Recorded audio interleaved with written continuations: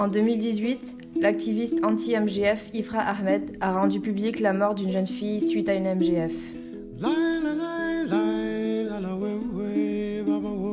Ifra a voyagé à travers la Somalie rurale pour rencontrer la famille de Dekanor, cette fille de 10 ans qui est morte ici.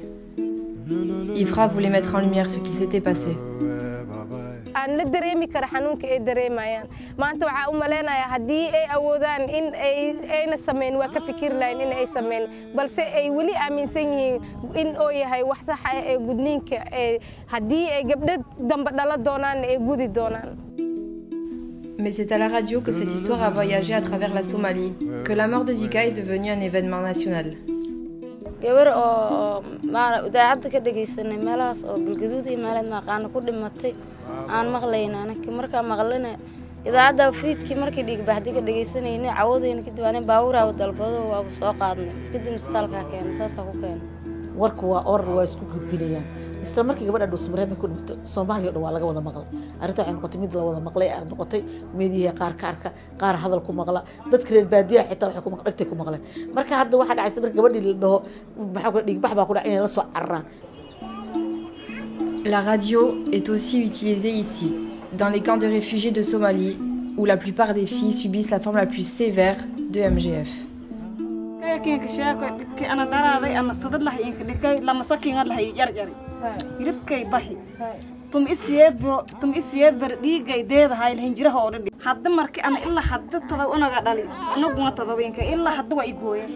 Pendant les 2 premières semaines d'octobre, on a signalé que 7 filles sont mortes de MGF dans ce camp. La plus jeune avait 9 ans. Cutting is happening every day. In COVID-19 is increasing.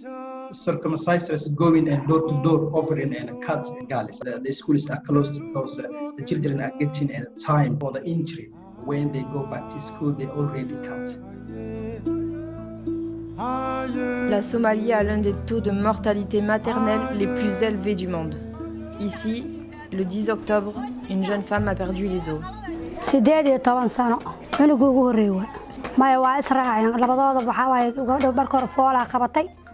waash markay qabatay xogaa waa dhiig baxad markay dhiig baxday dadkan oo gudniin fircoon gudinayna ahayd kadibna iyadii cunugiba alla yaa raxam yaa raxiim gabadhana iyadaan wahay.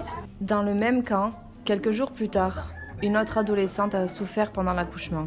gabartii markii la qaado baabuurka saas loo saaray nafta waa badiis ilaa hal ay foolanaysi meel soo marmale unuga ariiriye meeshi ahayd. Un accouchement avec obstruction est extrêmement douloureux et est commun chez les femmes ayant subi une MGF de type 3. hadda waaye alxamdulillah saas oo kala maalinka oo dugsi ilaho hadda dugsiga kaamka iigu hayo. La femme du professeur de Coran a souffert d'un accouchement agonisant pendant 2 semaines. Le bébé était coincé et ne pouvait pas passer à travers l'ouverture étroite laissée par la MGF.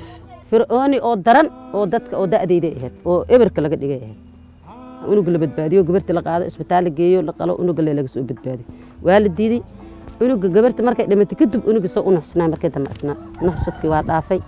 Compte tenu du nombre grimpant de morts, GMC a décidé de lancer une série de campagnes radio ici, dans ce camp. Écouter la radio est une partie importante de la journée et afin de mesurer l'impact de cette campagne, UNFPA a financé plusieurs radios de $10. Partout dans le camp, les gens écoutaient, le leader religieux dissociait l'islam des MGF.